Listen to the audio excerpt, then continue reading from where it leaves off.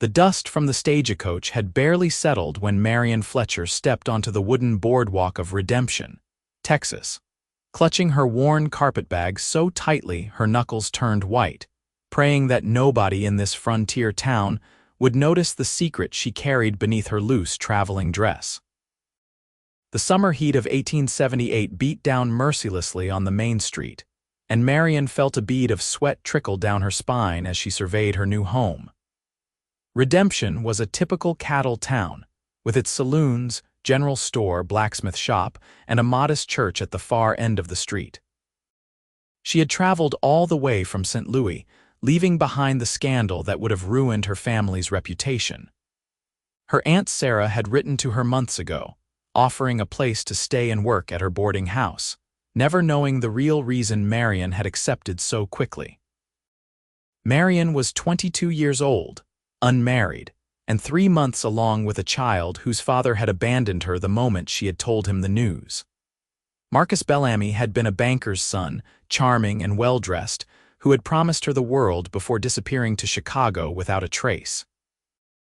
The shame had been unbearable in St. Louis society, where whispers followed her family everywhere. Her mother had wept, her father had raged, and finally, they had all agreed that leaving was the only option. Aunt Sarah believed Marianne was simply seeking adventure out west, a fresh start after a broken engagement. If Marianne could keep her secret just a few more months, she could figure out what to do when the baby came. The boarding house stood 2 streets over from the main road, a large 2-story building with peeling white paint and a wraparound porch that had seen better days. Aunt Sarah emerged before Marianne even reached the front steps, her round face beaming with genuine warmth. She was a widow in her 50s, with graying hair tucked under a simple bonnet and an apron dusted with flour. "Marianne, oh, my dear girl, you are finally here."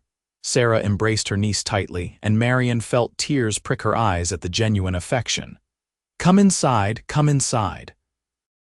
You must be exhausted from that long journey. I have a room all prepared for you upstairs." The boarding house smelled of fresh bread and coffee, and Marianne felt some of the tension leave her shoulders as she followed her aunt through the tidy parlor and up the narrow staircase. Her room was small but clean, with a brass bed covered in a patchwork quilt, a washstand, and a window overlooking the back garden. It was more than she had hoped for, a sanctuary where she could rest and plan. "I have 6 boarders currently," Sarah explained as she set Marianne's bag on the bed. "Mostly working men from the ranches nearby and a few traveling salesmen who stay for weeks at a time. They are all respectable, and I run a decent establishment.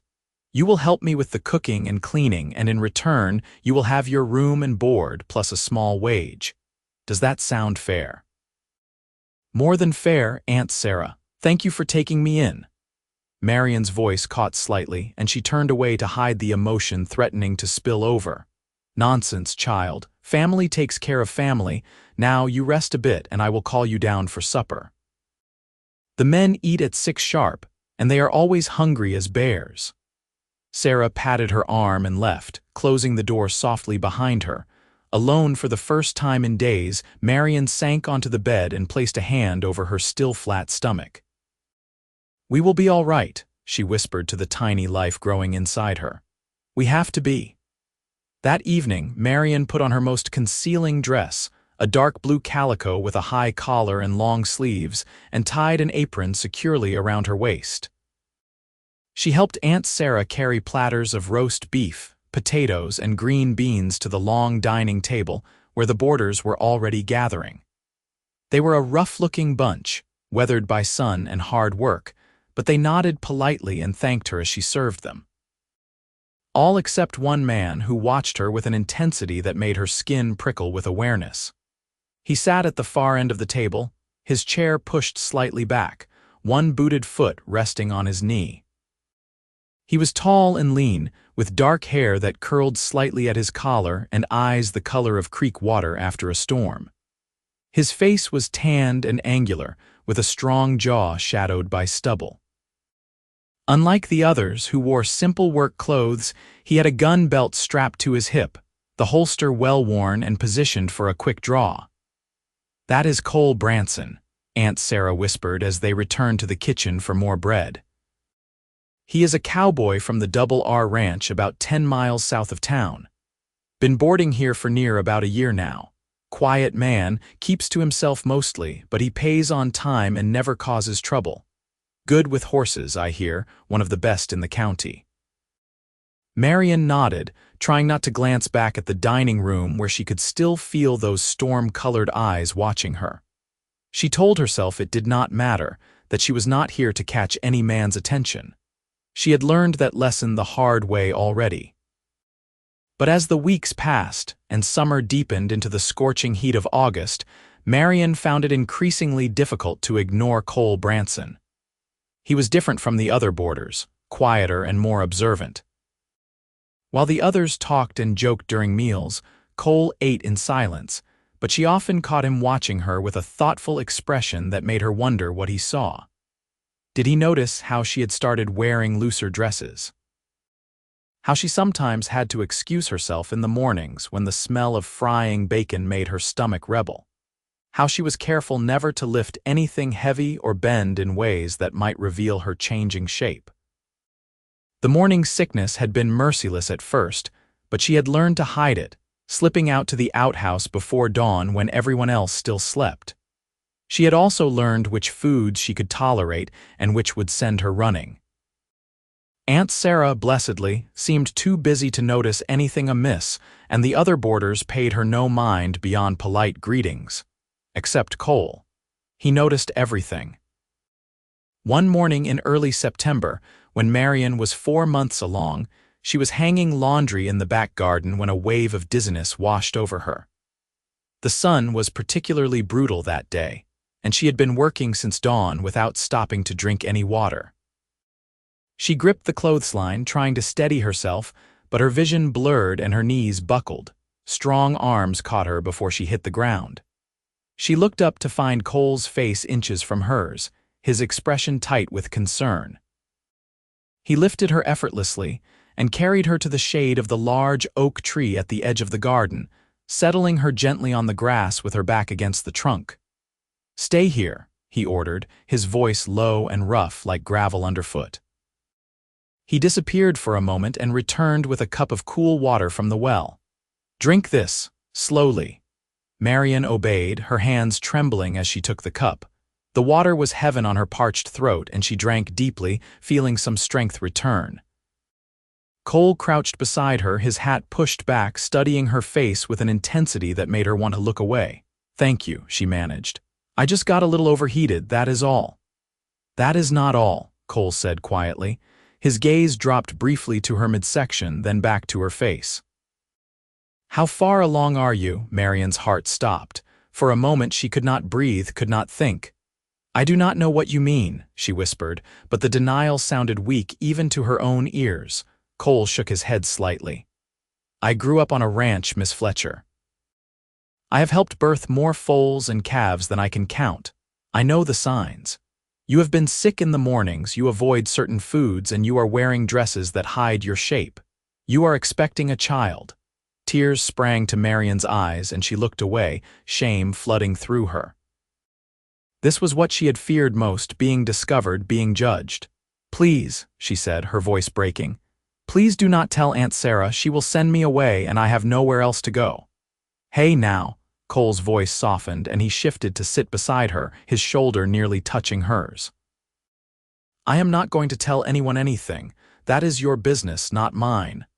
"Then why did you say anything at all?" Marianne demanded, wiping angrily at her tears. She hated crying, hated feeling weak and helpless. "Because you nearly fainted just now, and you are out here working yourself to exhaustion in this heat. That is not good for you or the baby." Cole pulled a handkerchief from his pocket and handed it to her. It smelled like leather and sage. "Where is the father?" "Gone. He left when I told him. He wanted nothing to do with me or the child." The words tasted bitter, but there was also a strange relief in finally saying them aloud to someone. Cole was silent for a long moment, his jaw tight. When he spoke again, there was anger beneath the calm surface of his voice. "Then he is a coward and a fool. Marianne looked at him in surprise. She had expected judgment, disgust even, but not anger on her behalf. "You do not know me," she said. "You do not know what kind of woman I am, what I have done. I know you work hard every day without complaint. I know you are kind to your aunt and respectful to everyone in the house. I know you are scared and trying to survive the best way you can." Cole met her gaze steadily. "I also know that whatever happened to you, it does not define who you are, and you have nothing to hide, not from me." The words hit Marianne like a physical blow, knocking down the walls she had built so carefully around her heart. You have nothing to hide. When had anyone ever said such a thing to her? Everyone in her life had wanted her to hide, to disappear, to pretend she and her shame did not exist. But this cowboy, this near stranger, was telling her she had nothing to be ashamed of. "Why would you say that?" she asked, her voice barely audible. "You do not even know me." "Maybe I would like to." Cole stood and offered her his hand. "Come on. Let me help you finish the laundry, and then you need to get inside and rest. It is too hot out here for someone in your condition." Marianne took his hand, feeling the calloused strength of his palm against hers as he pulled her to her feet. She was tall for a woman, but he still had several inches on her. This close, she could see the faint scar on his left cheek and the way his eyes crinkled at the corners, as if he smiled more than his serious demeanor suggested. "I can finish the laundry myself," she protested, but without much conviction. The truth was, she felt wrung out and exhausted. "I am sure you can, but you do not have to." Cole was already gathering the wet sheets and hanging them with an efficiency that suggested he had done this before. "My mother used to say that accepting help is not a weakness, it is just good sense." So Marianne let him help, and together they finished the laundry in half the time it would have taken her alone. When they were done, Cole walked her back to the house, carrying the empty laundry basket for her. "Thank you," Marianne said at the back door, "for everything, for not judging me." "I am the last person who has any right to judge anyone," Cole replied. He settled his hat back on his head, shading his eyes. "You take care of yourself, Miss Fletcher. And if you need anything, anything at all, you come find me." He walked away before she could respond, his long strides carrying him toward the barn where his horse was stabled. Marianne watched him go, her hand pressed against her chest where her heart was beating far too fast. She told herself it was just gratitude she felt, nothing more. She could not afford to feel anything more, not for Cole Branson or any man. She had made that mistake once already, and she was still paying the price. But as the days passed, Marianne found herself increasingly aware of Cole's presence. He began appearing at odd moments, always with some plausible excuse.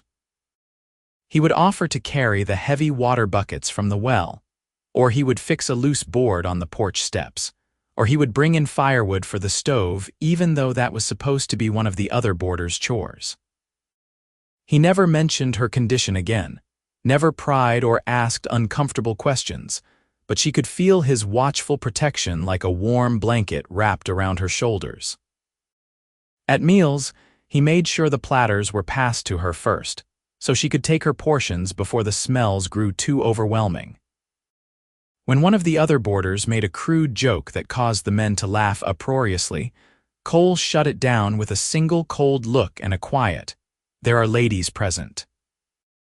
When Marianne had to excuse herself suddenly one morning, her hand pressed to her mouth, Cole smoothly redirected everyone's attention by asking Aunt Sarah about her plans for the garden, giving Marianne time to escape unseen. Aunt Sarah noticed Cole's attentiveness, of course. "Mr. Branson seems quite taken with you," she remarked one afternoon as they were preparing supper. She was peeling potatoes and her tone was carefully casual. "He is a good man, Marianne, steady and reliable. He has been saving his wages to buy his own ranch someday. A woman could do worse." Marianne's hands stilled over the pie dough she was rolling out. "Aunt Sarah, I am not looking for a husband. No, every woman needs a husband, dear. You are young and pretty. Surely you came out west hoping to find a good match, did you not?" "I came out west for a fresh start, that is all." Marianne forced herself to continue working, pressing the dough into the pie tin with more force than necessary. I am not ready for courting or marriage, perhaps I never will be. Nonsense. You just need time to heal from that broken engagement. What was his name again? The fellow in St. Louis.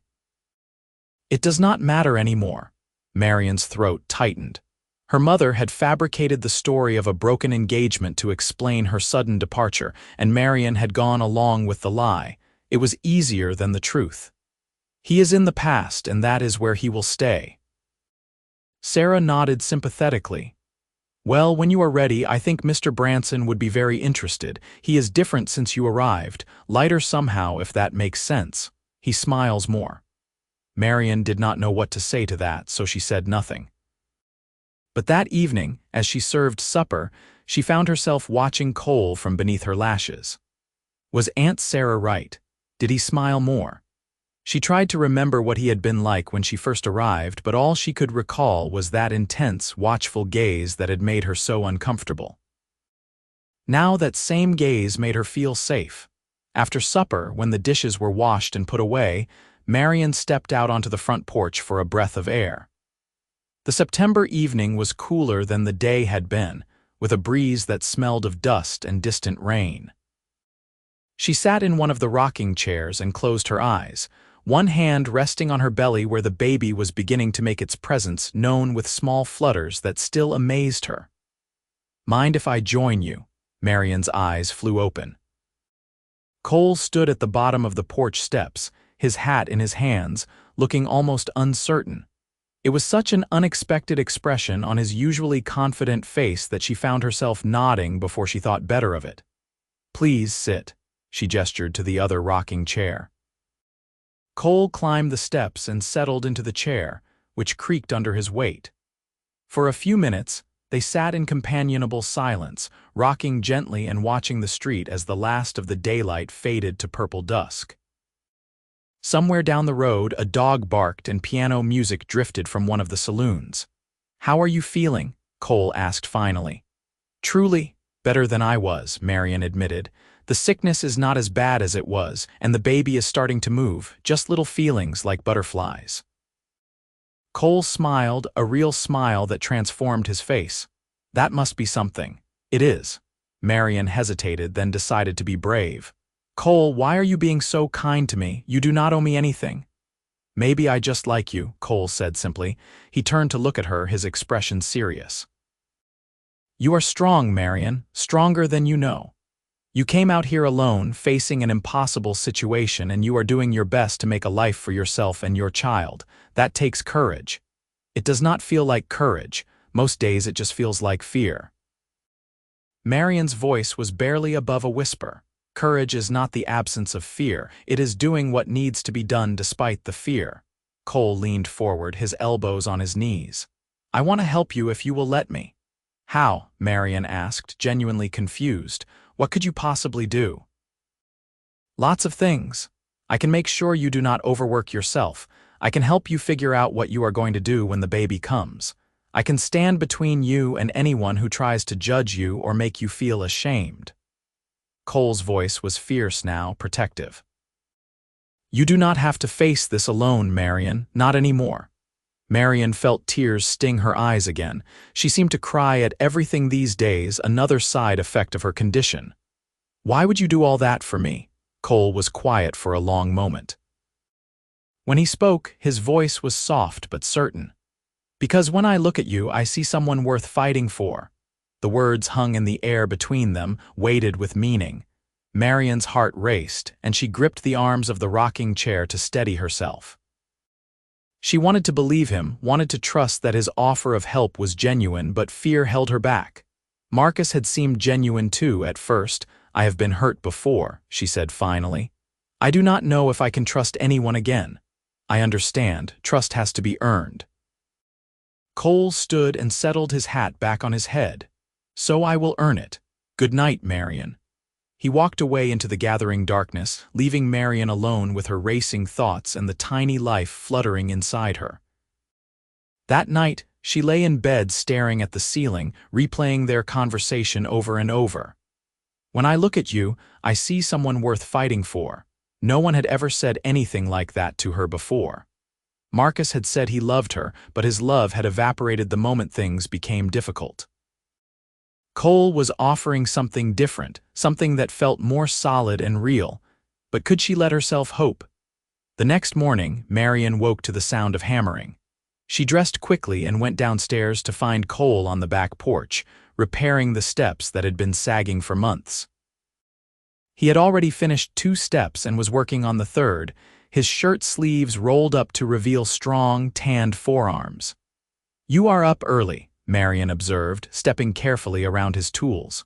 "Wanted to finish this before I head out to the ranch."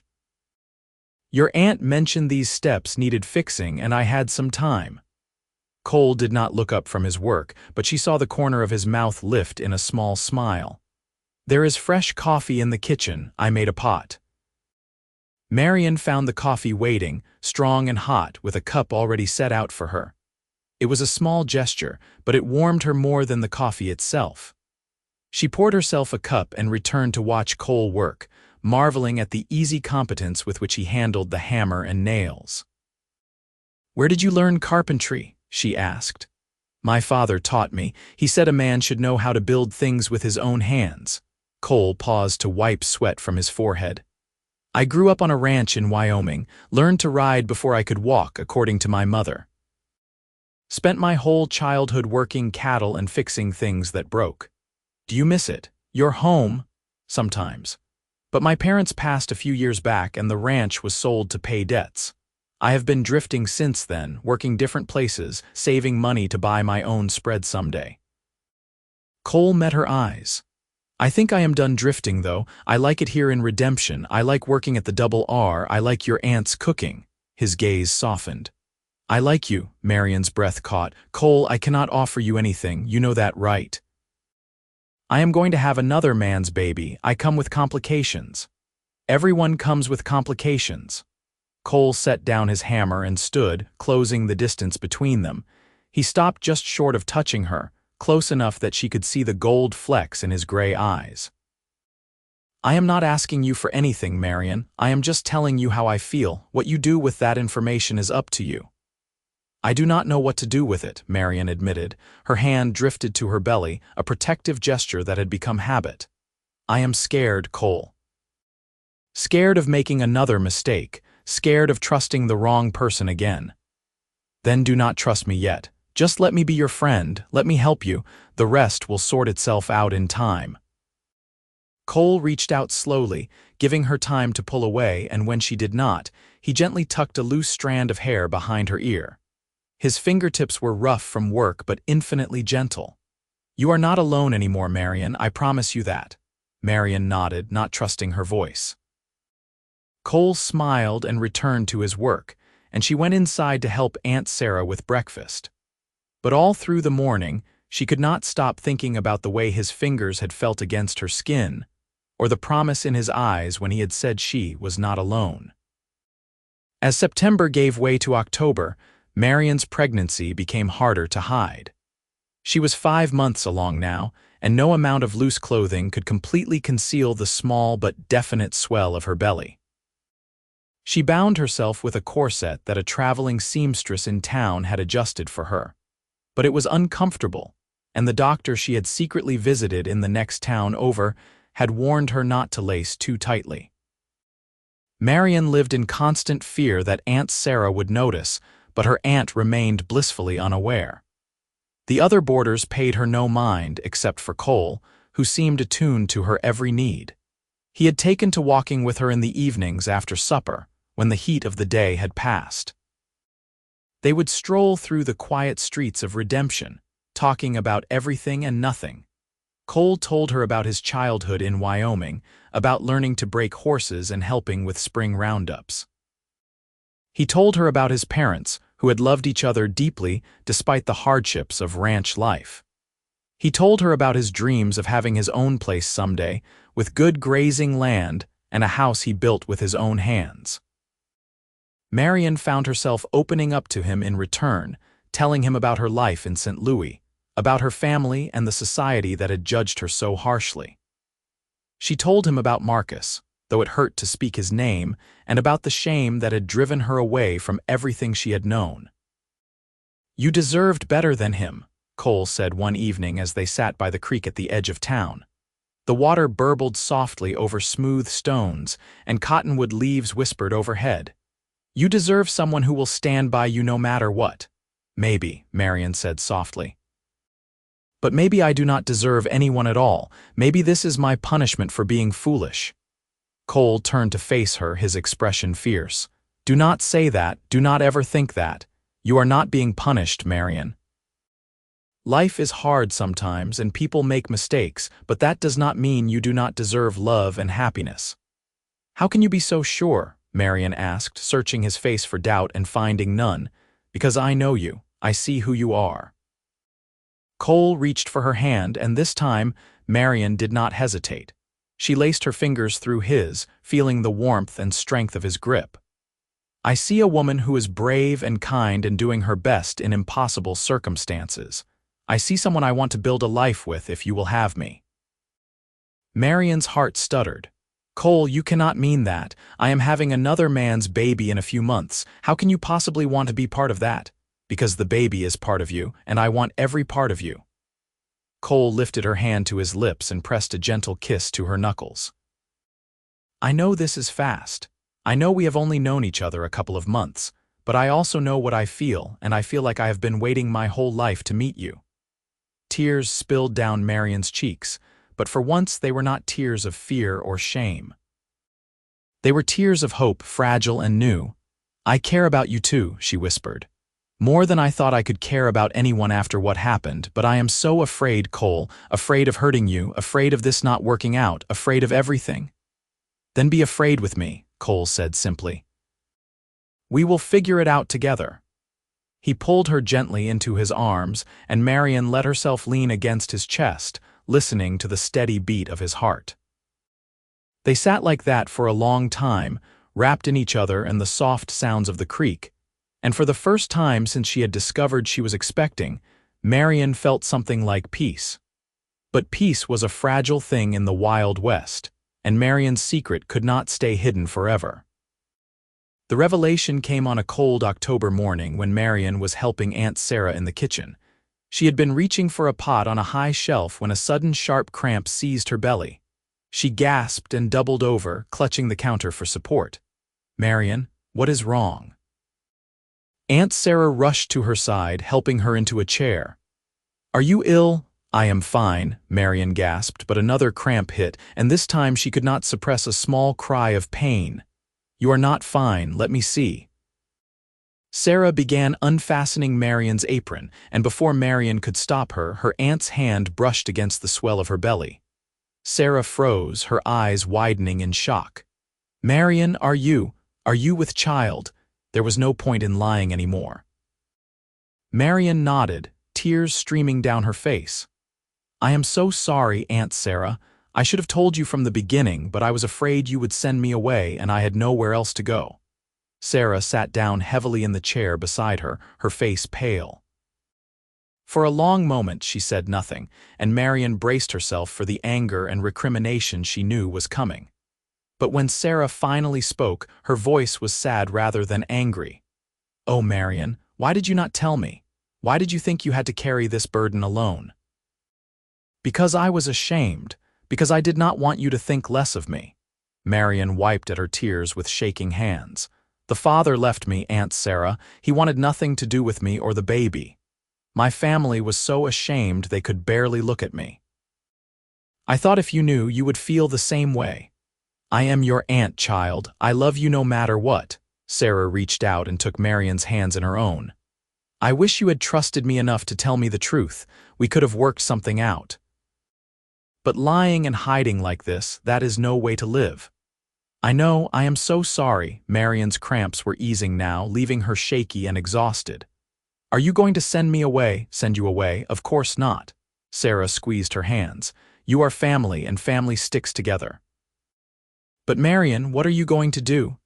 When people find out you are expecting and unwed, there will be talk, ugly talk. This is a small town and people can be cruel." "I know. I have been trying to figure that out for months." Marianne placed a protective hand over her belly.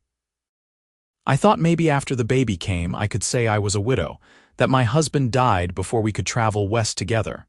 Sarah shook her head.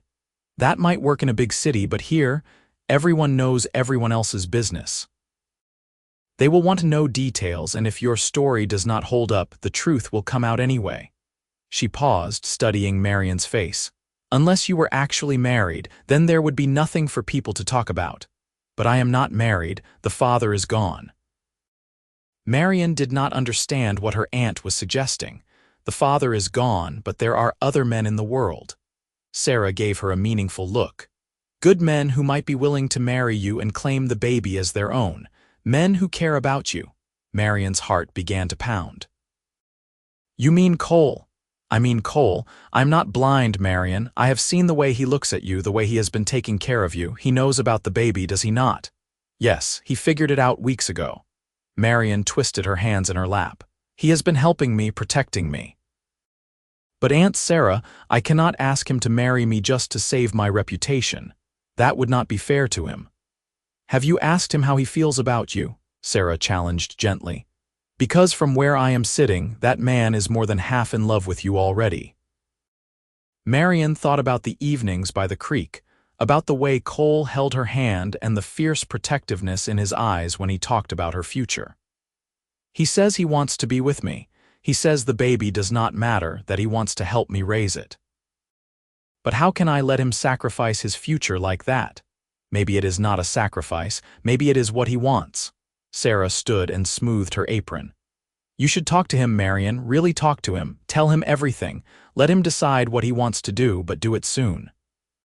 You are 5 months along now, and in another month or two the whole town is going to know. The cramps had passed completely now, leaving Marianne tired but no longer in pain. She nodded slowly. You are right, I will talk to him.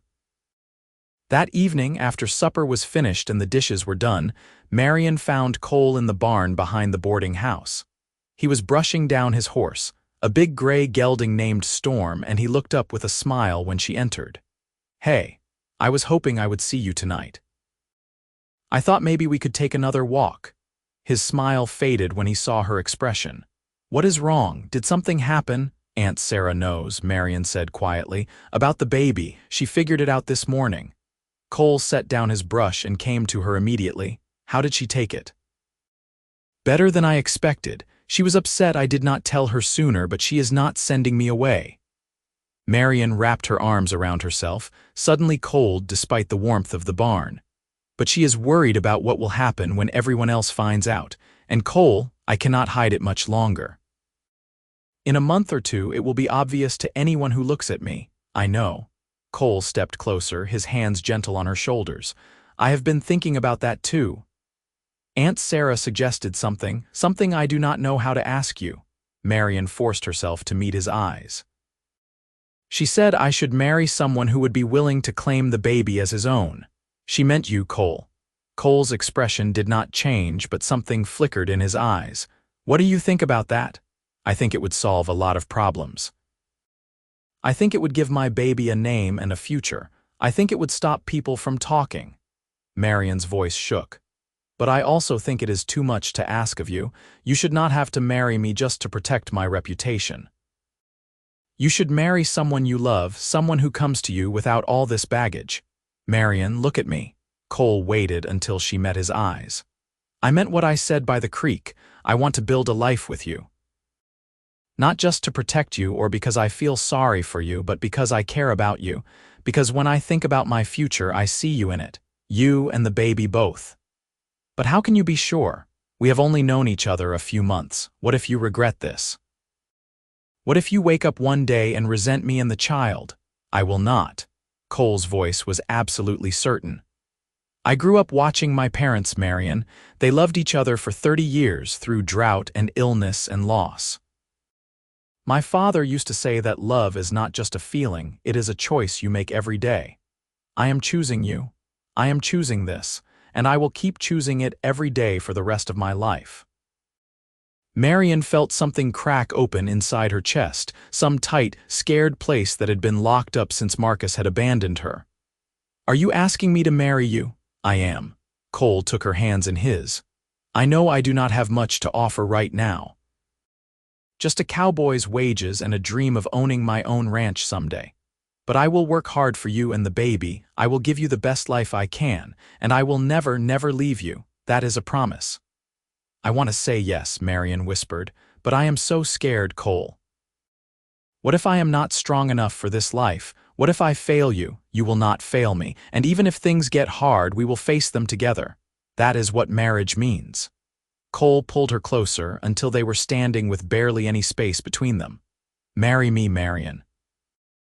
Let me take care of you. Let me be a father to your child. Let me love you the way you deserve to be loved. And finally, Marianne let herself believe it was possible. Yes, she breathed. Yes, I will marry you. Cole's face lit up with a joy so pure it took her breath away.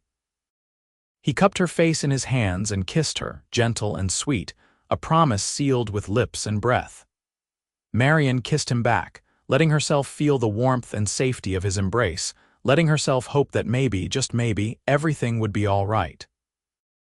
They were married 3 days later in the little church at the end of Redemption's Main Street. It was a small ceremony, with only Aunt Sarah and a few of the townspeople in attendance. Marianne wore a simple cream-colored dress that Sarah had altered to fit her changing shape, and Cole wore his best shirt and a string tie. The preacher was an older man named Reverend Thompson, who had kind eyes and did not ask uncomfortable questions about why the wedding was being held so quickly. As Marianne stood beside Cole and repeated her vows, she felt the baby move inside her, a small flutter that made her smile. Cole must have seen something in her expression because he squeezed her hand gently, his own face glowing with happiness. When the Reverend pronounced them husband and wife and told Cole he could kiss his bride, Cole did so with a tenderness that brought tears to Marianne's eyes. "You are mine now," he whispered against her lips. "And I am yours. Nothing will change that." They spent their wedding night in Marianne's small room at the boarding house, which would be their home until Cole could save enough money to rent them a place of their own. Marianne had been nervous, afraid of what the intimacy of marriage might bring after her experience with Marcus, but Cole was patient and gentle. He held her close and told her they did not have to do anything she was not ready for, that he was content just to sleep beside her and feel her safe in his arms. "I want to be a good husband to you," he murmured into her hair as they lay together in the darkness. "That means respecting you and your comfort, always." Marianne turned in his arms so she could see his face in the moonlight coming through the window. "I trust you, Cole. I did not think I could trust anyone again, but I trust you." They kissed, long and slow, and Marianne felt desire kindle in her belly alongside the life growing there. Cole's hands were gentle on her body, reverent, and when they finally came together as husband and wife, it was nothing like her experience with Marcus. This was not about conquest or possession. This was about two people choosing each other, about building something real and lasting. Afterward, as they lay tangled together in the narrow bed, Marianne placed Cole's hand over her belly so he could feel the baby move. "He or she is very active tonight," she said with a laugh. "Strong like the mother," Cole replied. He splayed his fingers wide, covering as much of her belly as he could. "I am going to love this child, Marianne, as if he or she were my own blood. I promise you that. I know you will." Marianne covered his hand with hers. "You are already a better father than the real one ever could have been." "I am the real father now," Cole said firmly. "Biology does not make a man a parent. Love and commitment do. This baby is mine because I am choosing to be a father, and I will never let anyone say otherwise." Marianne cried then, but they were good tears, healing tears. Cole held her until the tears passed, and then they slept, wrapped in each other's arms and the promise of their new life together. The news of their marriage spread through Redemption quickly, as news always did in small towns. Most people seemed genuinely happy for them, though Marianne caught a few speculative looks from the older women who no doubt were counting months and waiting to see when the baby would arrive. But with Cole by her side, she found she did not care what people thought. Let them talk. She knew the truth, and so did Cole, and that was all that mattered. Cole moved his few belongings into Marianne's room, and they settled into married life with surprising ease. Every morning, Cole would wake before dawn to ride out to the Double R Ranch, where he worked long days training horses and helping with the cattle. Every evening, he would return dusty and tired, but his face would light up when he saw Marianne waiting for him. He would wash up at the pump in the yard, then come inside for supper with the rest of the boarders. But now, after the meal was done and the dishes washed, Cole and Marianne would retreat to their room where they could be alone together. Cole would sit on the bed with his back against the wall, and Marianne would lean against his chest while he read to her from the few books they owned, or they would simply talk about their day. Cole loved to feel the baby move, and he would spend hours with his hand on Marianne's belly, marveling at each kick and flutter. "I think this one is going to be a handful," he said one night in late October, grinning as a particularly strong kick hit his palm. "Strong and stubborn, just like the parents." "Just like one of the parents," Marianne corrected with a laugh. "I am not stubborn." "Oh, you are absolutely stubborn. You are the most stubborn woman I have ever met, and I love that about you." Cole kissed the top of her head. "Our child is lucky to have you for a mother." "Our child is lucky to have you for a father," Marianne replied, and she meant it with her whole heart. As November arrived and Marianne entered her 7th month, her body changed more dramatically. Her belly was now unmistakably round, and she had to stop helping with the heavier chores around the boarding house. Aunt Sarah fussed over her constantly, making sure she rested and ate well, while Cole became even more protective. He made Marianne promise not to lift anything heavy or climb stairs more than necessary, and he checked on her multiple times throughout the day whenever he was in town. "I am not made of glass," Marianne protested one afternoon when Cole insisted on carrying a basket of mending upstairs for her. "I know, but you are carrying something precious and I am not taking any chances." Cole set the basket down and pulled her into his arms. "Besides, taking care of you makes me happy. Let me be happy." How could she argue with that? So Marianne let herself be cared for, and she found that it was not weakness after all, but rather a different kind of strength.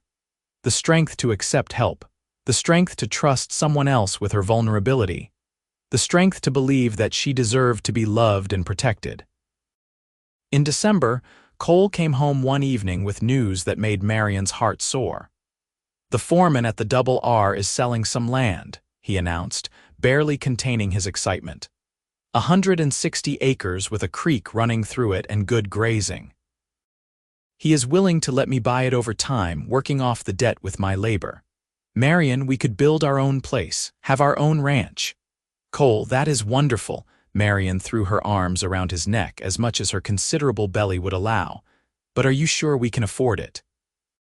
"It will be tight for a while, but I think we can make it work. I will have to work extra hours and we will have to be careful with money, but this is our chance to have something of our own.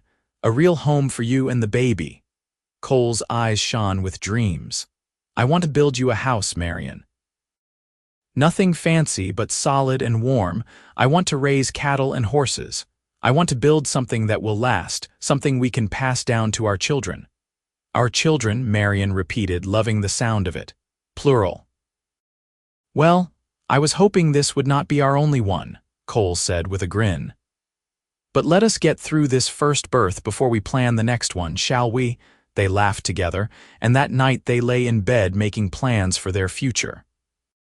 Cole described the land in detail, painting a picture so vivid Marianne could almost see it. A small valley with rolling hills, plenty of water and shelter from the winter winds, a perfect place to build a life. "When can we see it?" Marianne asked. "This Sunday if the weather holds." "I will borrow a wagon and we will ride out there. I want you to see it before I make the final arrangements." Cole kissed her temple. "After all, you will be living there too. You should have a say in whether it is the right place." Sunday dawned clear and cold, with a sharp wind that promised winter was coming. Cole helped Marianne into the borrowed wagon, tucking blankets around her to keep her warm. The ride out to the property took about an hour, following a rutted track that led south from Redemption into open country. When they crested a low hill and Cole pointed down into a small valley, Marianne caught her breath. It was beautiful in a stark, wild way. The creek Cole had mentioned ran along the eastern edge, lined with cottonwoods and willows. The land itself was mostly grassland, with a few rocky outcroppings and gentle slopes. In the distance, she could see the mountains rising blue and majestic against the winter sky. "What do you think?" Cole asked, watching her face anxiously. "I think it is perfect," Marianne said honestly. "I can see our house right there on that rise overlooking the creek, and a barn there and maybe a corral for the horses. Cole, this is wonderful." Cole's relief was palpable. He helped her down from the wagon and they walked the property together, Cole pointing out where he wanted to build and explaining his plans. Marianne listened and offered her own ideas, feeling a sense of ownership and excitement growing with each step. This would be their land, their home. The place where they would raise their children and grow old together. By the time they returned to Redemption, Marianne's back was aching and she was exhausted, but her heart was full. "When can we start building?" she asked. "I will talk to the foreman tomorrow and finalize the deal. Then I will start clearing the site and laying the foundation. It will take a few months to build, but I am hoping we can move in by spring." Cole glanced at her belly. "After the baby comes and you are both strong enough to make the move." The baby came on a frigid January night, 3 weeks earlier than Marianne had expected. She woke in the small hours with cramping pains that she initially thought were just the discomfort of late pregnancy. But as the pains grew stronger and more regular, she knew this was the real thing. "Cole," she gasped, shaking his shoulder. "Cole, wake up, the baby is coming." Cole was on his feet in an instant, pulling on his trousers and boots. "How long have you been having pains? An hour maybe? I thought it was nothing at first." Another contraction hit, harder this time, and Marianne gripped the bedpost with white knuckles. "I am going to get the doctor and fetch your aunt," Cole said, his voice steady despite the worry in his eyes. "You stay here and breathe. I will be back as soon as I can." He was out the door before Marianne could respond, leaving her alone in the dark room with her fear and pain. But true to his word, Cole returned quickly with Aunt Sarah, who immediately took charge of the situation. She helped Marianne into a clean nightgown and got her settled in bed while Cole rode back out for the doctor. The labor was long and difficult. Marianne had heard stories about childbirth, but nothing had prepared her for the reality of it. Wave after wave of pain crashed over her, each one stronger than the last, until she felt like she was being torn apart. Aunt Sarah stayed with her the whole time, wiping her face with cool cloths and murmuring encouragement, while the doctor, an older man named Dr. Harrison, checked on her progress periodically. Cole was not allowed in the room during the birth itself, as was considered proper, but Marianne could hear him pacing in the hallway outside, and somehow knowing he was there gave her strength. When the pain became unbearable and she cried out that she could not do this anymore, Aunt Sarah would remind her that Cole was waiting to meet his child, and Marianne would find the strength to push through one more contraction. Finally, as dawn was breaking and painting the sky pink and gold, the baby was born. Marianne heard a thin, angry wail, and then Dr. Harrison was placing a small, squirming bundle in her arms. "A boy," the doctor announced. "Small but healthy. You did well, Mrs. Branson. A boy." Marianne looked down at the tiny red face and dark hair and felt her heart expand in a way she had not known was possible. This was her son, her child. The life she had carried and protected for 9 months was finally here in her arms, real and solid and perfect. "Can Cole come in?" she asked through tears. Aunt Sarah went to the door and called for him, and a moment later Cole burst into the room. He looked terrified and excited and completely overwhelmed all at once. He approached the bed slowly, as if afraid he might break something, and when he saw the baby in Marianne's arms, his eyes filled with tears. "He is here," Marianne said softly. "Our son is here." "Can I hold him?" Cole asked, his voice rough with emotion. Marianne carefully transferred the baby into Cole's arms, showing him how to support the head. Cole stood frozen for a moment, staring down at the tiny infant, and then a slow smile spread across his face. "Hello, little one," he whispered. "I am your papa. I have been waiting to meet you." The baby's dark eyes opened briefly, seeming to focus on Cole's face and then closed again. Cole looked at Marianne with wonder written all over his face. "He is perfect. You did such an amazing job, Marianne. I am so proud of you." "What should we name him?" Marianne asked. They had discussed names but had not settled on anything definite. Cole thought for a moment, still gazing at the baby. "What about James? James Cole Branson. We could call him Jamie." "James," Marianne tested the name. "I like it. James Cole Branson. Welcome to the world, Jamie." The baby yawned, revealing pink gums and a tiny tongue, and both parents laughed through their tears. Dr. Harrison finished his work and left after giving Marianne instructions for recovery, and Aunt Sarah discreetly withdrew to give the new family some privacy. Cole carefully placed Jamie back in Marianne's arms and climbed onto the bed beside her, wrapping his arm around both of them. "We are a family now," he said softly. "The three of us." "Yes," Marianne agreed, leaning her head on his shoulder. "We are a family." The next few weeks were a blur of sleepless nights and constant feedings. Jamie was a hungry baby who seemed to wake every 2 hours demanding to be fed, and Marianne was exhausted in a way she had never experienced before. But every time she looked at her son, at his tiny perfect fingers and the way his mouth formed a little when he slept, her heart would swell with love so fierce it almost hurt. Cole was amazing with Jamie, taking turns walking him when he was fussy and changing his diapers without complaint. More than once, Marianne woke in the night to find Cole sitting in the rocking chair with Jamie asleep on his chest, both of them snoring softly. Cole seemed to have a natural touch with babies, able to soothe Jamie when even Marianne could not. "You are going to spoil him," Marianne teased one afternoon, watching Cole make ridiculous faces at Jamie to get him to smile. "Good. Children should be spoiled with love." Cole tickled Jamie's belly gently. "Besides, I like it. Being a father is the best thing I have ever done." In February, when Jamie was 6 weeks old and Marianne had recovered enough from the birth, Cole took them out to see the progress on the house. In the weeks since Jamie's birth, Cole had been working every spare moment on their new home, and the transformation was remarkable. The foundation was laid, the frame was up, and walls were beginning to take shape. "It is going to have 3 bedrooms, Cole explained, pointing to different sections. "One for us, one for Jamie, and one for any other children we might have. A kitchen here with a good stove and plenty of workspace for you. A parlor here and a porch that wraps around the front and side so you can sit outside and watch the sunset." "Cole, it is wonderful," Marianne said, bouncing Jamie gently in her arms. "How did you manage to get so much done?" "Some of the men from the ranch have been helping in their spare time, and I have been working every daylight hour I can." Cole looked tired but happy, his face alight with pride. "I want it finished by April so we can move in before spring roundup starts." True to his word, the house was finished by mid-April, just as the Texas spring was painting the prairie with wildflowers.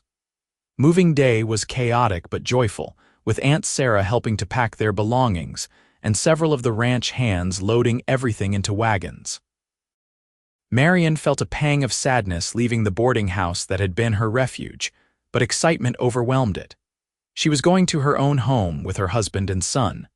The house was simple but solidly built, with wooden floors that gleamed with polish and windows that let in plenty of light.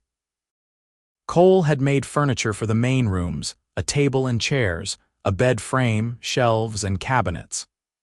Aunt Sarah had donated some household goods, and other townspeople had contributed quilts, dishes, and other necessities. That first night in their new home, after Jamie was asleep in his cradle and all the boxes were unpacked, Cole and Marianne sat together on their new porch watching the stars come out. The prairie stretched endlessly around them, peaceful and quiet except for the song of crickets and the distant call of a coyote. "Are you happy?" Cole asked, taking Marianne's hand. I am more than happy. I am grateful and hopeful and so full of love I think I might burst." Marianne squeezed his hand. "You gave me all of this, Cole. You gave me a home and a family and a future. How can I ever thank you? You do not need to thank me. You gave me all the same things." Cole pulled her close and kissed her softly. "I love you, Marianne. I have loved you from the moment I saw you struggling with that laundry and too stubborn to ask for help. I will love you until the day I die." "I love you too," Marianne whispered. "I did not think I could love anyone after what happened with Marcus, but you taught me what real love looks like. You taught me that I was worthy of being loved. You are the best man I have ever known, Cole Branson, and I am the luckiest woman alive to be your wife." They sat together in the gathering darkness, wrapped in each other and the peace of their new home, while inside their son slept safe and warm. It had been a long, difficult journey to reach this moment, but they had made it. Together. As spring turned to summer and summer faded into fall, life on the ranch settled into a comfortable rhythm. Cole worked the land with fierce determination, building up their small herd of cattle and breaking horses to sell. Marianne tended the house and garden, canned vegetables for winter, and cared for Jamie, who was growing fast and developing a personality that was equal parts sweet and stubborn. By Jamie's first birthday in January of 1879, the ranch was beginning to turn a profit. It was not much, but it was enough to pay off some of their debt and buy a few more head of cattle. They celebrated with a small party, inviting Aunt Sarah and some of their neighbors, and Marianne baked a cake that Jamie mostly smeared all over his face. "He is going to be a handful," Aunt Sarah predicted, laughing as Jamie grabbed fistfuls of cake and shoved them in his mouth. "He already is," Marianne agreed, "but he is our handful." That night, after the guests had gone home and Jamie was asleep, Marianne told Cole the news she had been holding inside all day. "I am expecting again." Cole's eyes went wide. Are you sure?" "I am sure. I have all the same signs as before. I think the baby will come in late summer." Marianne searched his face anxiously. "Are you happy?" "Happy, I am thrilled." Cole picked her up and spun her around, making her laugh. "Another baby, our family is growing, Marianne." The pregnancy was easier than the first had been, perhaps because Marianne was not hiding it and living in constant fear. She felt secure in her home and marriage, surrounded by love and support. Cole continued to be overprotective, insisting she not overdo it and making her rest whenever she looked tired. Jamie was fascinated by Marianne's growing belly and would pat it gently, saying "baby" in his toddler babble. Cole would sit with Jamie before bedtime and explain that he was going to be a big brother, that there was a little baby growing inside Mama who would come out and play with him someday. The baby, another boy they named Thomas after Cole's father, was born on a warm August evening. The birth was quicker and easier than Jamie's had been, and when Dr. Harrison placed the squalling infant in Marianne's arms, she felt that same overwhelming rush of love she had felt with Jamie. "Another son," Cole said, his voice thick with emotion as he held Thomas for the first time. "We are blessed, Marianne, so incredibly blessed." "We are," Marianne agreed, watching Jamie toddle over to peer curiously at his new brother. "We really are." Life with two young children was chaotic but joyful. Jamie proved to be a loving, if overly enthusiastic, big brother, constantly wanting to help with Thomas in ways that were more hindrance than help. Cole continued to work the ranch, and with each passing season, their fortunes improved. They paid off their debt to the foreman, bought more cattle, and even hired a ranch hand to help with the workload. The years passed in a blur of seasons and milestones. Jamie learned to ride before he was 4, following Cole around the ranch like a devoted shadow. Thomas was quieter and more thoughtful than his older brother, content to help Marianne in the garden or play with the barn cats. In 1882, Marianne gave birth to a daughter they named Sarah after her aunt, and 2 years later, another son named Daniel joined the family. By 1885, the Branson Ranch was one of the most successful in the county. Cole had built a larger barn, expanded the house to accommodate their growing family, and established a reputation for raising quality horses. Marianne had become known for her preserves and baked goods, which she sold in town, and she had started a small sewing business making clothes for the local families. One evening in late spring, as they sat on the porch watching their children play in the yard, Marianne reflected on how far they had come. Jamie was 7 now, tall and lanky with Cole's gray eyes. Thomas was 5, with Marianne's dark hair and serious expression. Sarah was 3, a whirlwind of energy and curiosity. And baby Daniel was just learning to walk, toddling around the yard on unsteady legs. "Do you ever think about that day we met?" Marianne asked, leaning against Cole's shoulder. "When I was hanging laundry and nearly fainted." "I think about it all the time," Cole admitted. "That was the day my life changed, the day I met the woman I had been waiting for. I was so scared that day, scared of what would happen to me, scared of the future. I thought my life was over." Marianne watched Jamie help Thomas climb onto the porch railing, but it was not over, it was just beginning. "You were brave, even then, you just did not know it yet." Cole kissed the top of her head. "You came out here alone, pregnant and terrified, and you built a life for yourself and your baby. That takes courage, Marianne. I had help, I had you." Marianne turned to look at him, this man who had become her whole world. His hair was starting to show a bit of silver at the temples, and there were laugh lines around his eyes, but to her, he was as handsome as the day they had married. "You told me I had nothing to hide, and you meant it. You never once made me feel ashamed or less than. You loved me when I could not love myself, and I will keep loving you every day for the rest of my life," Cole promised. "You and these 4 wild children of ours." "4 children," Marianne repeated with a laugh.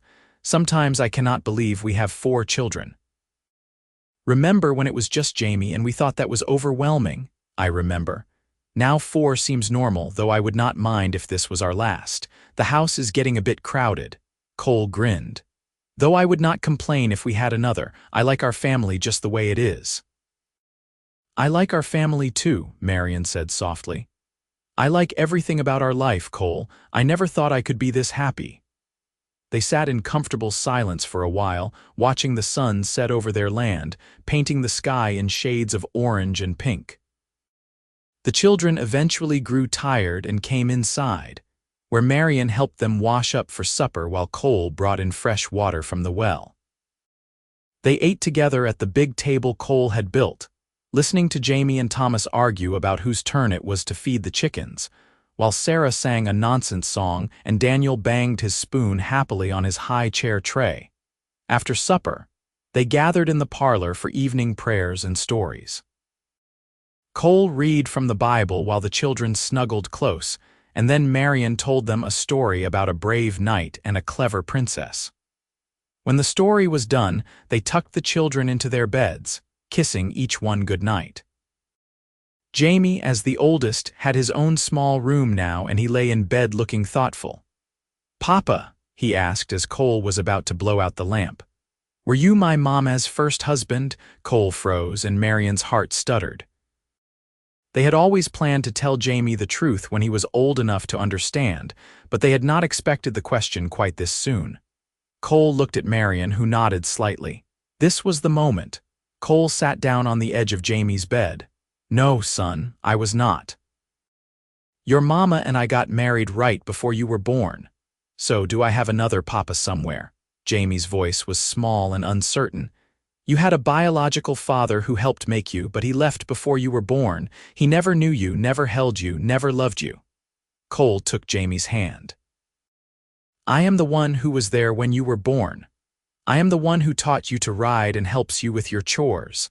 I am the one who loves you more than anything in this world. That makes me your papa, Jamie, not biology, but love." Jamie thought about this for a long moment. "Do you love me the same as Tommy and Sarah and Daniel?" "I love you all exactly the same. You are all my children." Cole's voice was fierce.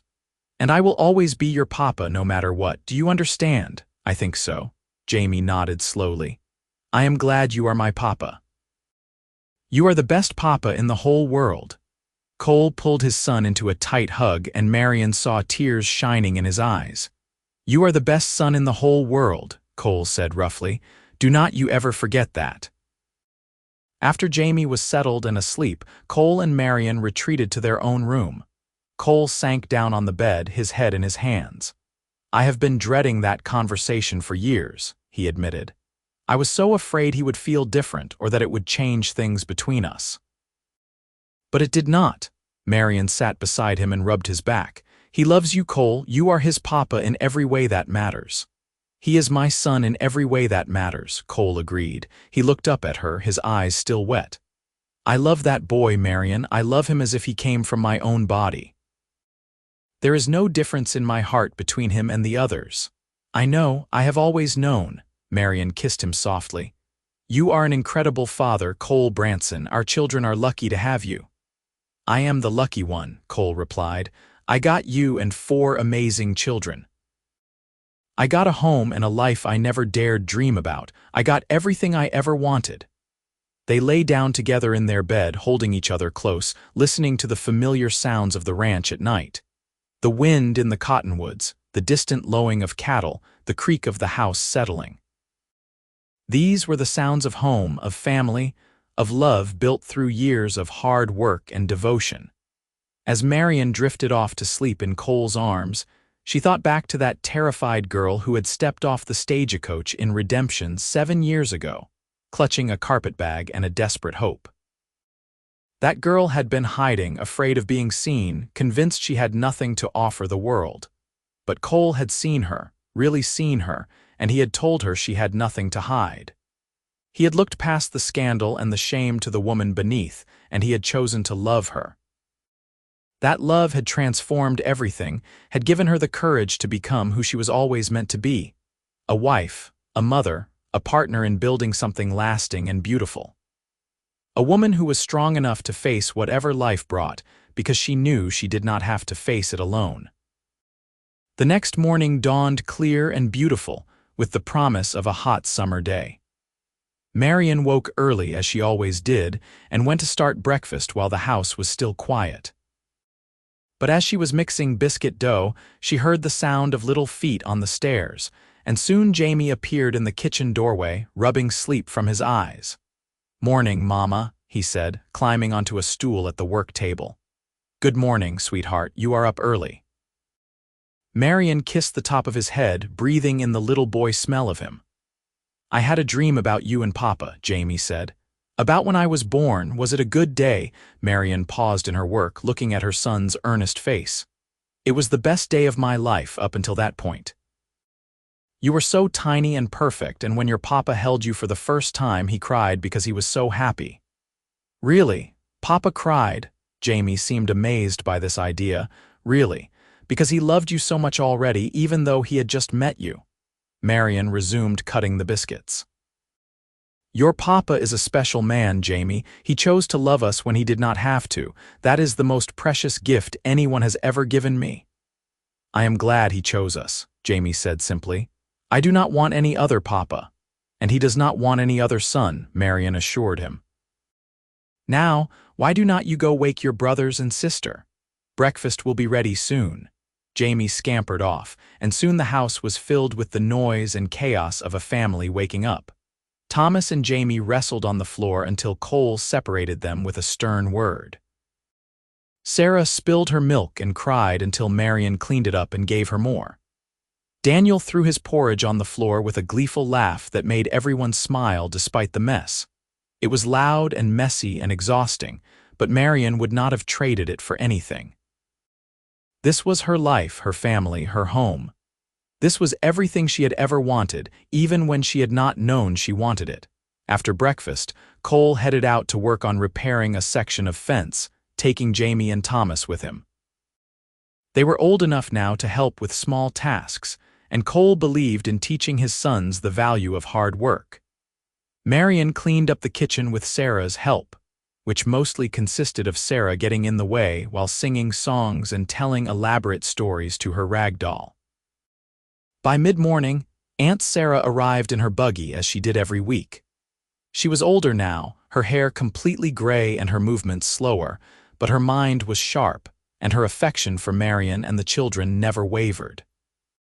She swept into the house with a basket of treats and a pile of mail that had arrived in town for them.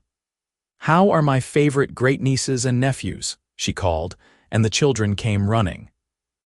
She distributed peppermint sticks with a grandmother's generosity, then settled at the kitchen table with Marianne for coffee and gossip. "You look well," Sarah observed, studying Marianne's face. "Happy." "I am happy," Marianne confirmed. "Very happy." "Cole and I were talking last night about how blessed we are. You deserve to be blessed. You have both worked so hard to build this life." Sarah sipped her coffee. "Do you ever think about what might have happened if you had never come to redemption? If Cole had not been there that day in the garden?" "I try not to think about it," Marianne admitted. "Because honestly, Aunt Sarah, I do not know if I would have survived. I was so lost and scared, and I had no plan beyond hiding for as long as I could. If Cole had not found out, if he had not decided to help me, if he had not offered to marry me, my life would be so different right now. Probably much worse." "God works in mysterious ways," Sarah said. "He brought you here when you needed refuge, and he brought Cole into your life when you needed love. That was not coincidence, Marianne. That was providence." "I believe that," Marianne said softly. "I believe Cole was always meant to be part of my life, and Jamie was always meant to be my son. All the pain and fear I went through, it led me here to this life. And I would go through it all again if I knew this was where I would end up." They talked for another hour, until Daniel woke from his nap and demanded attention. Aunt Sarah stayed for lunch, delighting the children with stories about when Marianne was a little girl. And then she climbed back into her buggy and headed home with promises to return the following week. That afternoon, while the children napped or played quietly, Marianne sat down at the small desk in the corner of the parlor and wrote a letter. It was a letter she had been composing in her mind for years, but had never had the courage to actually write. Now, finally, she felt strong enough. The letter was to her parents in St. Louis. She had not spoken to them since leaving 7 years ago, though she had heard through Aunt Sarah that they were well. Marianne's mother had written a few times in the early years, stiff, formal letters that asked about her health but never mentioned the circumstances of her leaving. Marianne had responded equally formally, but the correspondence had eventually dwindled to nothing. Now Marianne poured her heart onto the page. She told her parents about Cole, about how he had married her and claimed Jamie as his own son. She told them about the ranch and their other 3 children. She told them how happy she was, how loved and safe she felt. And she told them that while she understood why they had sent her away, she forgave them, and she hoped that someday they might want to be part of her life again. Part of their grandchildren's lives. She sealed the letter before she could second-guess herself and put it with the outgoing mail. Whether her parents responded or not, she had said what she needed to say. She had extended forgiveness and an offer of reconciliation. What they did with it was up to them. Cole came in that evening dirty and tired, with Jamie and Thomas equally filthy and exhausted. They all washed up at the pump, shivering in the cool water, and then came inside for supper. Over fried chicken and potatoes, Jamie excitedly told Marianne about how he had helped Papa fix the fence, and Thomas chimed in with his own contributions. Cole listened with a proud smile, occasionally correcting the boys when their stories grew too exaggerated. After the children were in bed that night, Marianne told Cole about the letter she had sent. He listened without interrupting, then pulled her close. "I hope they write back," he said. "I hope they take the chance to know you again and to meet our children. They are missing out on an amazing woman and an incredible family." "And if they do not write back," Marianne asked, "then that is their loss, not ours. We have each other and we have our children and we have this life we built together. That is enough. That is more than enough." Cole kissed her forehead. "You do not need their approval or acceptance, Marianne. You never did. I know, but it would be nice to have it anyway." Marianne sighed. "I want my children to know their grandparents. I want my parents to see what a good life I have built, despite everything. They will see it, one way or another. whether it is through a letter or a visit or just knowing somewhere in their hearts that you are happy. Cole tipped her chin up so she was looking at him. You have nothing to be ashamed of, remember? You never did, and anyone who cannot see that is not worth worrying about. Marianne smiled, remembering that day in the garden when Cole had first said those words to her. You have nothing to hide. It had been true then, and it was still true now. She had built a good life, an honest life, a life full of love and purpose. She had nothing to hide and nothing to apologize for. 3 weeks later, a letter arrived from St. Louis. Marianne's hands shook as she opened it, almost afraid of what she might find inside. But as she read, tears of joy began to stream down her face. Her mother had written, and the letter was nothing like the stiff, formal notes from years past. It was warm and heartfelt and full of regret. Her mother apologized for sending Marianne away, for not standing by her when she needed them most. She wrote about how proud she was of Marianne for building such a wonderful life, and how much she wanted to meet Cole and the grandchildren she had never known. She asked if they might visit in the fall when the weather was cooler and her father's health would allow for the journey. Marianne read the letter 3 times, then ran out to the barn where Cole was working. She thrust the letter into his hands, too emotional to speak. Cole read it quickly, then looked at her with a broad smile. They are coming, he said. Your parents are coming to visit. They are coming, Marianne repeated, and then she was laughing and crying at the same time, and Cole was holding her and laughing too. The visit was planned for October, and the months between the letter and the actual visit seemed to drag endlessly. Marianne cleaned the house until it sparkled, planted new flowers in the garden, and made sure the children had new clothes to wear. She was nervous and excited and terrified all at once, wondering what her parents would think of her life, of Cole, of the children. When the day finally arrived, and she saw the hired carriage coming up the road to their ranch, Marianne thought her heart might beat right out of her chest. Cole stood beside her on the porch, solid and calm, his hand warm in hers. The children clustered around them, curious about these grandparents they had heard about but never met. Marianne's parents stepped out of the carriage, and for a moment, everyone just stared. Her mother was grayer and thinner than Marianne remembered, but her eyes were the same warm brown. Her father looked older too, with deep lines in his face, but he stood tall and straight. Both of them were looking at Marianne with expressions that mingled joy and sorrow and regret. Then her mother was hurrying forward, arms outstretched, and Marianne found herself enveloped in the embrace she had missed for 7 years. "My girl," her mother sobbed. "My sweet girl, I am so sorry, I am so very sorry." "I know, Mama, it is all right, I forgive you." Marianne held her mother tight, feeling years of hurt and longing begin to heal. "I am just so glad you are here." Her father approached more slowly, his eyes taking in the ranch, the house, the children. When he reached Marianne, he pulled her into a hug that smelled of pipe tobacco and old books, exactly the way she remembered. "You have done well for yourself, daughter," he said gruffly. "Better than we could have hoped. Thank you, Papa." Marianne turned to Cole, who was watching with a gentle smile. "Mama, Papa, this is my husband, Cole Branson." Cole stepped forward and extended his hand. "Mr. and Mrs. Fletcher, it is an honor to meet you. Marianne has told me so much about you." Her father shook Cole's hand, studying him with the assessing gaze Marianne remembered so well. Whatever he saw must have satisfied him because he nodded approvingly. "You have taken good care of my daughter, young man, I can see that." "I try, sir. She makes it easy." Cole put his arm around Marianne's waist, a gesture of support and possession that made her feel warm all over. Then the children were being introduced, and Marianne watched her parents' faces transform as they met each grandchild. Jamie, tall and serious like Cole. Thomas, quiet and thoughtful. Sarah, chattering away without a trace of shyness.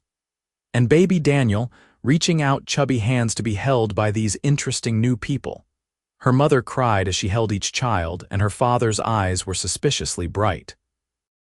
They spent the afternoon getting to know their grandchildren, playing games and listening to stories and marveling at how wonderful each one was.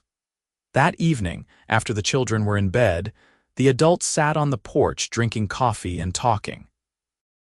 Marianne's parents asked questions about the ranch, about their life, about how she and Cole had met. Marianne told the story honestly, leaving nothing out. She explained about Marcus's abandonment, about coming to Aunt Sarah's, about Cole discovering her secret and choosing to marry her anyway. "You took on another man's child," her father said to Cole, his voice heavy with emotion. "You married my daughter knowing she was expecting, and you raised that boy as your own. That takes a kind of character most men do not have." "Jamie is my son in every way that matters," Cole replied simply. "I love him just as much as I love the others. There is no difference in my heart." "You are a good man, Cole Branson," her mother said, reaching over to pat his hand. "Thank you for loving our daughter the way she deserves to be loved." The visit lasted for 2 weeks, and by the time her parents prepared to leave, Marianne felt like a chapter of her life had finally closed in the best possible way. Her parents had seen her life and approved. They had met her children and fallen in love with each one. They had come to respect and admire Cole. The wounds of the past were not erased, but they were healing. "Come back soon," Marianne urged as they said their goodbyes. "The children are already asking when they can see Grandmama and Grandpapa again." "We will," her mother promised. "And perhaps you might bring the family to St. Louis sometime. I would love to show off my grandchildren to the neighbors." Marianne laughed at the thought of facing St. Louis society again, but this time she was not afraid. She had nothing to hide and nothing to be ashamed of. She had a good husband, 4 beautiful children, and a life she had built through her own strength and courage. As the carriage disappeared down the road, Cole pulled Marianne close.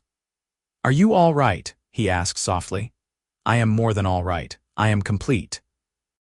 Marianne turned in his arms to face him. "I have my family back, both the one I was born into and the one we created together. I have everything I ever wanted." "Good." Cole kissed her softly. "Because you deserve everything, Marianne Branson. You deserve all the happiness in the world." The years continued to pass in that same gentle rhythm of work and family and love. The ranch prospered, and Cole became known throughout the county as a fair and honest rancher. Marianne's reputation for kindness and her skill with sewing and preserves made her a respected member of the community. Their children grew strong and healthy, each one developing their own personality and dreams. Jamie turned out to have a natural way with horses, even better than Cole's, and by the time he was 15, he was training horses for neighboring ranches and earning his own money. Thomas proved to have a head for figures and business, keeping the ranch books with meticulous care. Sarah was artistic and creative, filling the house with drawings and songs and laughter. Daniel, the baby, was adventurous and fearless, always climbing trees and exploring the far corners of the ranch. Marianne's parents visited every year, and eventually Marianne and Cole took the whole family to St. Louis for a visit. It was strange being back in the city where she had once been so afraid and ashamed, but with Cole by her side and her children surrounding her. Marianne walked those streets with her head held high. The few people who remembered the scandal all those years ago could only marvel at how well she had done for herself. She was happy, loved, and successful. She had proven them all wrong. On their 15th wedding anniversary, Cole took Marianne up to the ridge overlooking their land. They left the children with Aunt Sarah, who was frailer now but still sharp as a tack, and rode out in the late afternoon. The prairie was golden in the autumn light, and the mountains rose purple in the distance. "I wanted to show you something," Cole said, dismounting and helping Marianne down. He led her to a spot where he had been building something, a small structure she had not noticed before. As they got closer, she realized it was a bench, beautifully crafted from smooth wood with their names and wedding date carved into the back. "Cole, it is beautiful," Marianne breathed, running her fingers over the carving. "I wanted us to have a place to come, just the two of us, where we could sit and remember," Cole said. "Remember how far we have come, remember what we have built together. Remember that day 15 years ago when I found you in the garden and decided you were worth fighting for. I was terrified that day, Marianne said, sitting on the bench and looking out over their land. Terrified you would judge me, terrified of what would happen. But you told me I had nothing to hide and you meant it. Those words changed my life, Cole. You changed my life, Cole replied, sitting beside her and taking her hand.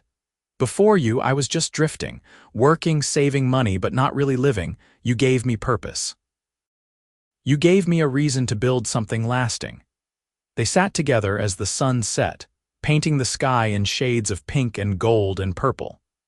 Below them, they could see their house with smoke rising from the chimney, the barn and corrals, the cattle grazing peacefully. They could see the life they had built together, solid and real and beautiful. Do you ever wonder what would have happened if we had never met? Marianne asked. Sometimes. But then I stop wondering because I cannot imagine my life without you in it. Cole brought her hand to his lips and kissed it gently. You are my whole world, Marianne. You and those 4 amazing children. Everything good in my life started the day I met you. Everything good in my life started that day too, Marianne agreed. You saved me, Cole. In every way a person can be saved. We saved each other, Cole corrected. You gave me a family, a purpose, a reason to become the best man I could be. We built this life together, Marianne, every bit of it.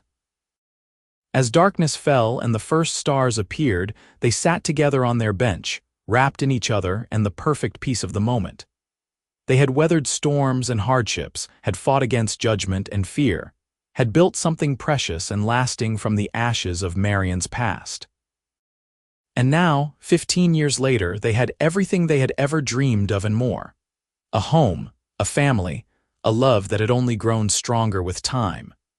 Marianne thought back to that terrified girl who had tried to hide her pregnancy, who had been convinced she had no future worth living. That girl had been wrong. She had had everything to live for, she just had not known it yet. It had taken a cowboy with kind eyes and a fierce heart to show her the truth. To tell her she had nothing to hide, to love her when she could not love herself. To choose her every single day for 15 years. I love you, Cole Branson, Marianne said softly. I will love you until the day I die and beyond. I love you too, Marianne, Cole replied, forever and always. They rode home in the gathering darkness, back to the house where their children waited. Back to the life they had built together through courage and hope and love. Back to the home where they belonged now and always. Jamie met them at the barn, lanky and almost as tall as Cole now. Aunt Sarah says supper is ready whenever you are. Thomas and I already did the evening chores. Thank you, son, Cole said, ruffling Jamie's hair the way he had when Jamie was small. You are a good boy. Your mother and I are proud of you. Jamie grinned, still young enough to be pleased by his father's praise. Aunt Sarah also says she is not leaving until she gets a piece of whatever Mama is baking tomorrow. She says she is too old to be polite about wanting dessert. Marianne laughed. Tell her I will bake her favorite apple pie and she can take a whole one home with her. They walked together to the house, Cole and Marianne hand in hand, with Jamie chattering about his day and the horse he was training. Inside, the rest of the family was gathered around the table, and Aunt Sarah was telling some outrageous story that had Thomas and Sarah laughing while Daniel bounced in his chair. This was home. This was family. This was love. And as Marianne looked around at the faces of the people she cherished most in the world, she sent up a silent prayer of gratitude. For second chances, for the cowboy who had seen past her shame to the woman beneath, for the life they had built together from nothing but hope and determination.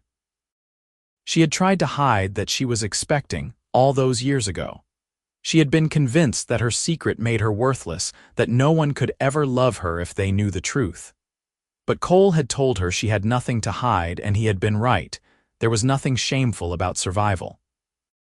Nothing shameful about doing your best in impossible circumstances.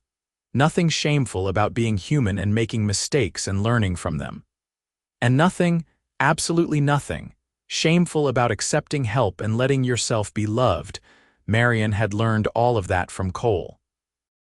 And in return, she had given him her heart, her trust, and her devotion. Together, they had created something beautiful and lasting. A family built not just on blood, but on choice and commitment and unconditional love. As they gathered around the table for supper, with Aunt Sarah presiding like a benevolent queen and the children talking over each other in their eagerness to share their day, Marianne caught Cole's eye. He winked at her, his whole face lighting up with that smile she loved so much, and Marianne felt her heart swell with joy so profound it almost hurt. This was what happiness looked like. Not perfect, not without struggles and hard work, but real and solid and true. A life built one day at a time, one choice at a time, one act of love at a time, and Marianne would not change a single moment of it. Not the fear or the pain or the struggle, because all of it had led her here. To this table with these people in this home. To Cole, who had seen her at her most vulnerable and loved her anyway. Who had chosen her and kept choosing her every single day. That night, after the children were tucked in bed and Aunt Sarah had driven home with her promised pie, Cole and Marianne sat together in the parlor. Cole was mending a bridle and Marianne was sewing a new shirt for Daniel, who seemed to grow out of his clothes every few weeks. They worked in comfortable silence, the kind that only came from years of knowing each other completely. "Happy anniversary," Cole said suddenly, looking up from his work. "Happy anniversary," Marianne replied with a smile. 15 years. Can you believe it? Sometimes yes, sometimes no. There are moments when it feels like we have been together forever and moments when it feels like we just met yesterday. Cole set aside the bridle and moved to sit beside her on the sofa. But every moment has been worth it, every single one. Even the hard ones, Marianne asked, thinking of the difficult times they had faced over the years. The year the drought had nearly ruined them. The time Jamie had broken his arm and they had been terrified it would not heal right. The winter Thomas had gotten pneumonia and they had almost lost him. Even the hard ones, Cole confirmed, because we faced them together, that made all the difference. Marianne set aside her sewing and leaned into Cole's embrace. "I used to think I did not deserve happiness. I used to think my mistakes meant I was not worthy of love, but you taught me differently. You taught me that everyone deserves a second chance, and that love is not something you earn, it is something you give and receive freely. You deserve all the happiness in the world, Marianne. I will spend the rest of my life making sure you know that." Cole tilted her face up and kissed her, sweet and deep and full of promise. Even after 15 years, his kisses still made her heart race and her knees weak. They sat together for a while longer, talking about their plans for the future. Jamie would need help buying his own horses soon if he wanted to start his own training business. Thomas was talking about maybe studying accounting or business in a larger city someday. Sarah wanted art lessons, and Daniel was still young enough that his dreams changed daily. "We are not done yet," Cole said. "Building this life, there is still so much more ahead of us, watching our children grow up and start their own lives, maybe becoming grandparents someday, growing old together." "Growing old together," Marianne repeated softly. "I like the sound of that." "Me too." Cole pulled her closer. "I plan to be sitting on this sofa with you when we are 80, arguing about whose turn it is to feed the chickens and complaining about our aching joints," Marianne laughed. "That sounds perfect, absolutely perfect, and it was perfect. Not in the sense of being flawless or without challenges, but perfect in the way that real life was perfect when it was filled with love and purpose and connection. Perfect in the way that came from choosing each other every day, from building something together brick by brick, from weathering storms and celebrating triumphs side by side. As the years continued to pass, that perfection only deepened. The children grew and flourished, each finding their own path while remaining close to the family. Jamie eventually did start his own horse training business, becoming one of the most respected trainers in 3 counties. Thomas went to school in Austin and came back with a head full of ideas for improving the ranch's profitability, which he implemented with spectacular success.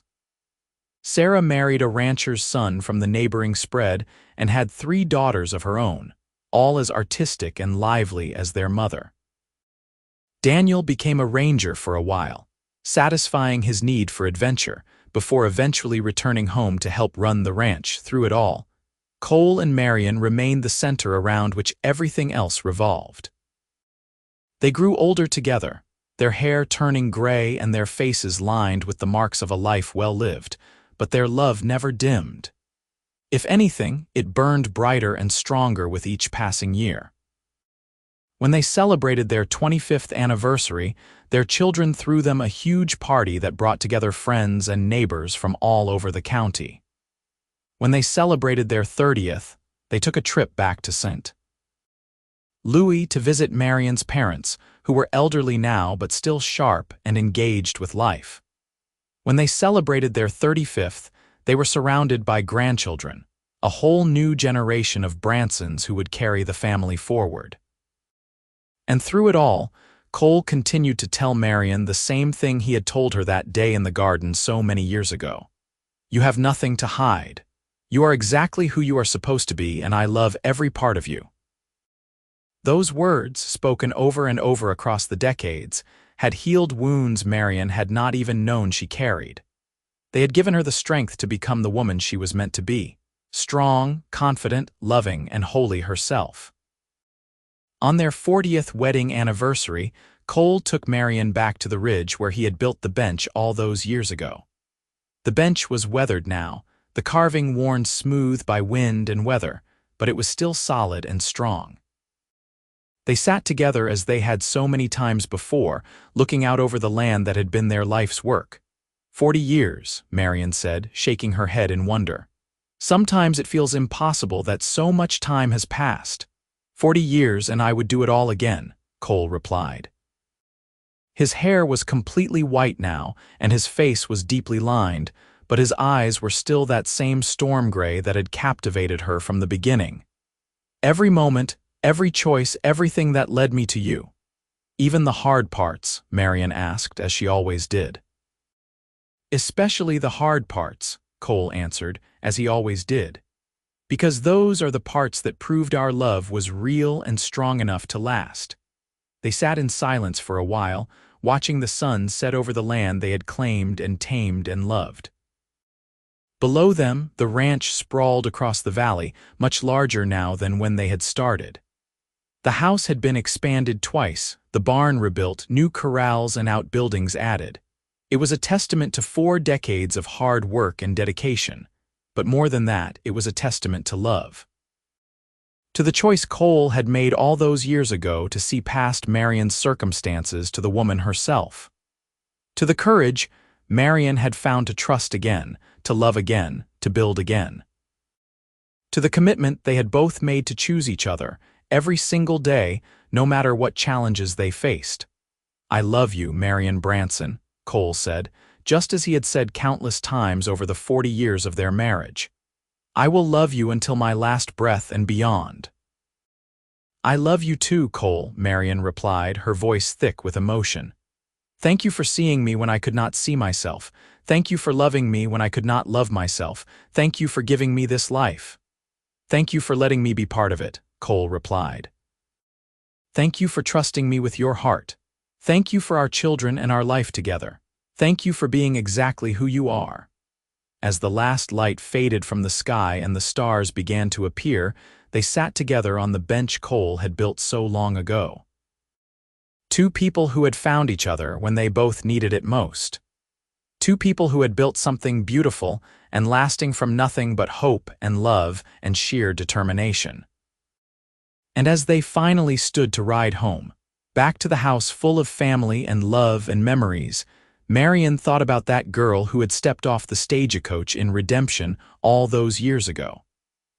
That terrified girl who had been trying so desperately to hide her secret from the world. If she could go back and talk to that girl, what would she say? She would tell her that everything was going to be all right, better than all right. She would tell her that hiding was not the answer, that shame was not deserved, that love was not just for other people. She would tell her about the cowboy who would see past all her fears to the truth beneath. Who would tell her she had nothing to hide? Who would choose her Every single day for the rest of her life, she would tell her that the secret she was carrying was not a burden but a gift. That the baby she was so afraid of would grow into a wonderful man who would bring nothing but joy and pride. That she would have more children and grandchildren, and a life so full and rich it would exceed her wildest dreams. She would tell her to be brave, to trust, to hope, to believe that better things were possible, even when everything seemed hopeless. But most of all, she would tell her this: you have nothing to hide. You are worthy of love, you are stronger than you know, and your story is not over, it is just beginning. And what a story it had been. A story of second chances and unexpected grace. Of love that saw past circumstances to the person beneath. Of courage and strength and the power of choosing each other every single day. Of a family built not just on blood but on commitment and devotion and unconditional love. It was a story that was still being written, even now, in the lives of their children and grandchildren, in the legacy of the ranch they had built together, in the love that continued to bind them, as strong at 40 years as it had been at the beginning.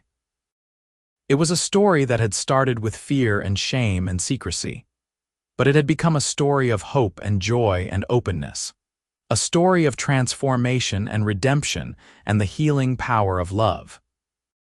And as Marianne rode home beside her husband of 40 years, back to the life they had created together, she knew that it was the best story she could have ever hoped for.